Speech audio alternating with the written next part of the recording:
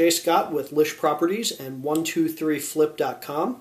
I'm thrilled to be here today, thrilled to be part of Shay's REI Masterclass series.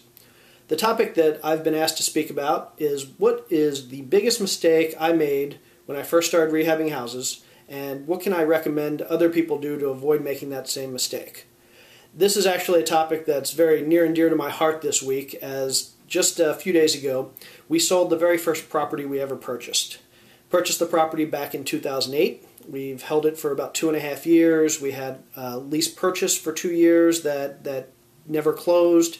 We had 2 major rehabs, first when we first bought the property, and then again about a month ago after we got the property back from our lease purchase buyers.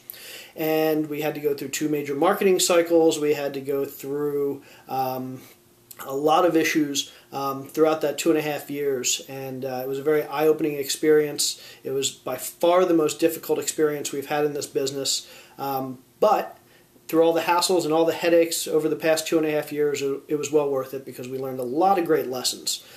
The biggest lesson we learned, and the one I'd like to share with you today and hopefully help you avoid in the future, is that on your first couple properties you should probably expect to make a mistake in every aspect of the financial details of the investment. Let's start with the purchase costs. Most likely you're going to overpay for your first couple properties. There's a very good reason for this. A lot of new investors, while they like to think that they're taking the emotion out of the investment, tend to be a little bit more emotional than seasoned investors. They're excited about making their first investment, they're nervous about making their first investment, and they just want to get through it.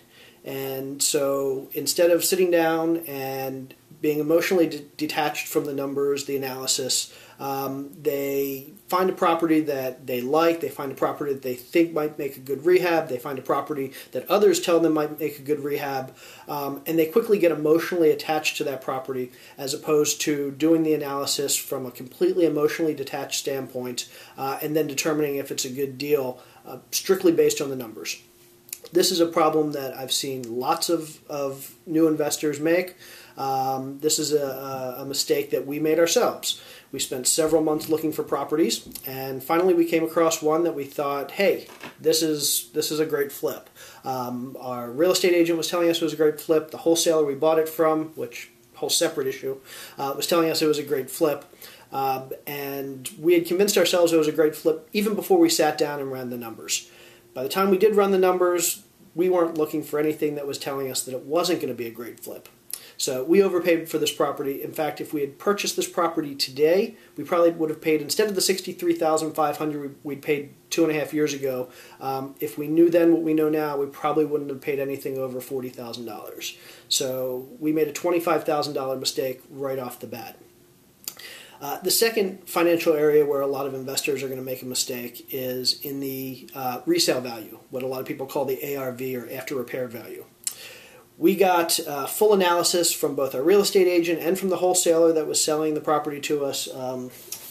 We got a complete comparative market analysis from our real estate agent. We got a complete comparative sales report from the wholesaler. And both of them indicated that we should be able to have sold this property for somewhere between $125,000 and $135,000. What we didn't think about back then was that both these people, both our real estate agent and our wholesaler, were financially motivated to tell us that we could get the most money for this property possible.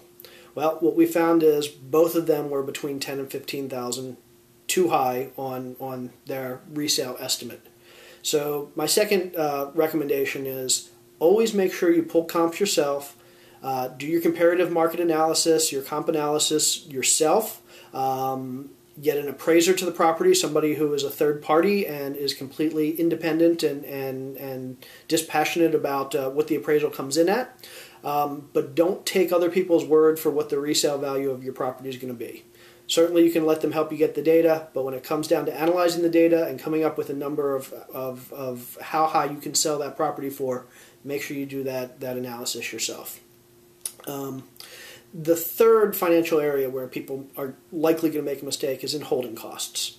So we expected to hold this property for 3, maybe 4 months. We were told good rehabbers can sell a property within 2 or 3 months. We figured we'll tackle an extra month or two, so 3, 4, even maybe 5 or 6 months.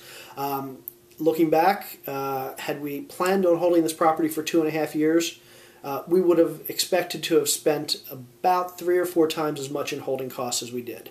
Everything from utilities to property taxes to insurance to maintenance, all these little things that, while they may not be much in any given year, over a year or 2 or 3 years can add up. So if you have a flip that goes wrong, or even a flip that goes right, it's very easy to overspend on holding costs compared to what you allocate. So that's the next area. The fourth area, where a lot of people don't consider where the financial ramifications might be, are in commissions and concessions. So a lot of buyers assume if they can sell a property for $120,000 and they can purchase it and rehab it for $80,000, they're going to make a $40,000 profit. What they don't consider is that on a resale of a $120,000 property, they're likely going to pay their own agent 3% of that. They're likely going to pay their buyer's agent 3% of that. If it's an FHA buyer, they'll likely pay about 3 to 4% in closing costs for the buyer. They're likely to pay for a home warranty. They're likely to pay for repairs that the buyer requests. They're likely to pay closing costs on the seller's side. Ultimately, this can add up to 8, 9, 10, 11, 12% of the total sale price. So if I'm selling a property that's $120,000, it's quite possible that I'm going to pay anywhere upwards of $10 or $12 or even $14,000 in commissions. So if you're expecting to have a $15,000 profit on your flip, and you've neglected to factor in your commissions and your concessions, that $15,000 profit can easily turn into a $5,000 profit or even no profit. So most rehabbers fail to take into account the extent of the commissions and the concessions that they're going to face on their properties. So just to recap, the biggest mistake I see a lot of rehabbers make is that they fail to consider the financial aspects, and they fail to take into account the financial details on all parts of the flip. They're a little bit too aggressive. They're not conservative enough with the purchase price, the resale price, the holding costs, and the commissions and the concessions. So my biggest recommendation to you is go in, be conservative on every one of these areas, and if by being completely conservative on every one of these areas, your analysis still indicates that you can make a profit, you probably have a good flip. So good luck, and put some comments in this thread. Let us know how it goes. And come join us over at 123flip.com if you get a chance.